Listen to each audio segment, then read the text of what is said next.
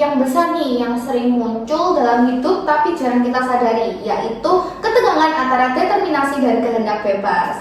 Nah, kita akan membahasnya lewat satu kisah yang sangat relevan di dunia kerja modern, yaitu kisahnya Rio, seorang staf keuangan yang menghadapi dilema moral. Bersama aku ada 3 pemikir podcast ini, yaitu Percy, Sharon, dan Gaby. Halo semuanya.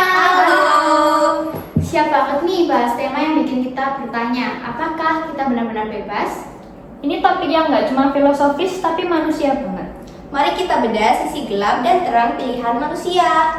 Oke, jadi sebelum itu saya jelaskan mengenai studi kasusnya terlebih dahulu ya. Jadi Rio itu adalah seorang karyawan bagian keuangan di sebuah perusahaan besar. Ia menemukan bahwa perusahaannya melakukan manipulasi laporan keuangan untuk menarik lebih banyak investor. Sebagai staf, Rio ditekan oleh atasannya untuk ikut menyesuaikan angka dan diberi ancaman halus. Jika ia tidak mengikuti arahan, kontraknya tidak akan diperpanjang. Nah, Rio ini berada di dalam situasi yang dilema. Di satu sisi, berbagai determinasi membuat situasi hidupnya mulai dari tekanan ekonomi, struktur organisasi perusahaan, ancaman atasan, budaya kantor yang permisif, serta kebutuhan keluarga. Di rumah, Rio juga menanggung biaya kuliah adiknya dan orang tuanya yang sedang sakit. Jadi pekerjaan itu sangat penting. Semua ini menciptakan harus yang seolah menghilangkan kebebasan dari si Rio. Di sisi lain, Rio merasa memiliki kehendak bebas untuk menolak tindakan yang tidak etis. Ia ingin memegang prinsip moral, tetapi risiko kehilangan pekerjaan membuat pilihannya menjadi tidak mudah.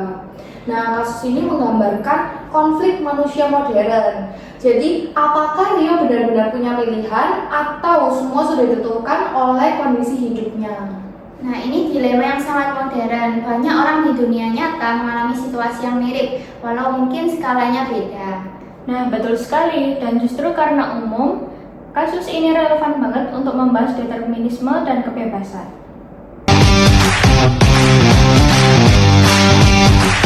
Mari kita mulai dari determinasi. Nah, seberapa besar sih determinasi ini mempengaruhi pilihan dari Rio? Nah, jika kita memakai kacamata determinisme klasik, itu misalnya determinisme ala Pierre-Simon Laplace, bahwa setiap tindakan manusia adalah akibat dari rangkaian sebab-sebab yang sudah ada sebelumnya. Dalam kasus Rio, kita melihat ada beberapa faktor. Yang pertama ada faktor ekonomi, bahwa kondisi keluarga yang membuat ia butuh pekerjaan. Yang kedua ada faktor sosial, yaitu budaya perusahaan yang menganggap manipulasi wajar. Yang ketiga ada faktor hierarki, yaitu atasan punya kuasa penuh terhadap nasib Rio. Dan yang terakhir ada faktor psikologis, yaitu rasa takut, kecemasan, dan ketergantungan pada pekerjaan. Dari sudut pandang ini, tindakan Rio itu bukan bebas, tapi hasil dari lingkungan yang mendorongnya ke satu arah. Nah, bukan cuma lingkungan kerja, tapi juga latar belakang hidup. Mungkin Rio tumbuh di keluarga dengan tekanan ekonomi sejak kecil, sehingga ia belajar bahwa bertahan hidup lebih penting daripada idealisme. Itu berarti determinasi juga berasal dari masa lalunya. Dan determinasi bisa sangat halus. Kadang kita tidak sadar bahwa kita sedang ditentukan. Misalnya budaya kantor yang berkata, ini normal kok, membuat Rio menganggap bahwa melawan justru tidak normal. Oke, jadi determinasi itu bukan hanya tekanan langsung ya, tapi kondisi luas yang membentuk pola pikir dan perilaku. Benar, bahkan menurut beberapa filsuf seperti Spinoza, manusia sebenarnya tidak pernah bebas. Kita hanya merasa bebas karena tidak menyadari apa yang menyebabkan tindakan kita. Gila sih, kalau kesimpulannya begitu, berarti apapun yang Rio pilih, ia sebenarnya cuma mengikuti jalur yang sudah ada. Ya, bagi kaum determinis seperti itu adanya. Nah, sekarang kita lihat dari sisi lain ya, yaitu sisi kehendak bebas. Jadi bagaimana kalian memandang kebebasan dari Rio? Kehendak bebas adalah kemampuan manusia untuk menilai, mempertimbangkan, lalu memilih berdasarkan nilai yang ia yakini. Dalam kasus Rio, ia jelas punya kesadaran bahwa manipulasi laporan keuangan adalah tindakan tidak etis. Kesadaran moral itu sendiri adalah bentuk kebebasan. Jika Rio benar-benar tidak punya kebebasan, ia bahkan tidak akan merasa bersalah atau bimbang. Tapi faktanya ia ragu.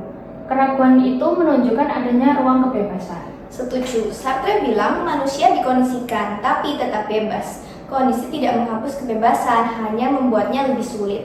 Saya sebenarnya setuju sebagian. Memang ada ruang kecil di mana manusia bisa memilih. Tapi ruang itu sempit sekali dan seringkali tidak berpengaruh besar pada outcome hidup. Tapi ruang kecil itu justru inti keberadaan manusia. Kebebasan adalah soal bertanggung jawab terhadap pilihan, bukan soal bebas dari semua pengaruh. Jadi kehendak bebas itu tidak berarti kebebasan moral ya, kebebasan total, tapi mampu mengambil sikap di tengah tekanan. Iya, memang dipengaruhi banyak. Kebebasan itu tidak steril. Ia hidup dalam keruwetan kehidupan. Oke, mari kita masuk lebih dalam nih. Apakah manusia bisa berada di tengah-tengah determinasi dan kebebasan? Kalau menurut kalian kayak gimana? Nah, kalau menurutku ada konsep compatibilism, yaitu pandangan bahwa determinasi dan kebebasan tidak saling bertentangan. Manusia memang dipengaruhi banyak faktor, tetapi masih bisa memilih dalam batas tertentu. Jadi Rio bebas, tapi kebebasannya terkotori oleh kebutuhan hidup. Kalau saya cenderung melihatnya dari sudut struktur kekuasaan. Dalam sistem kapitalis, pekerja seperti Rio tidak benar-benar bebas karena posisinya lemah. Determinisasi struktural lebih besar daripada kehendak bebas. Tapi kalau semua kembali ke struktur, seolah tidak ada makna moral dalam tindakan manusia. Padahal fakta bahwa Rio mempertimbangkan untuk menolak manipulasi laporan sudah menunjukkan kebebasan moral. Dan ini menarik karena kadang justru momen tekananlah yang menunjukkan seberapa bebas kita. Jika dalam kondisi sulit pun Rio bisa memilih integritas, berarti kebebasan itu nyata. Jadi ketegangan itu antara dua hal yang tidak bisa dihilangkan ya, tapi dipahami tanpa menolak salah satunya. Iya, benar sekali. Ketegangan itu yang membuat manusia benar-benar manusia.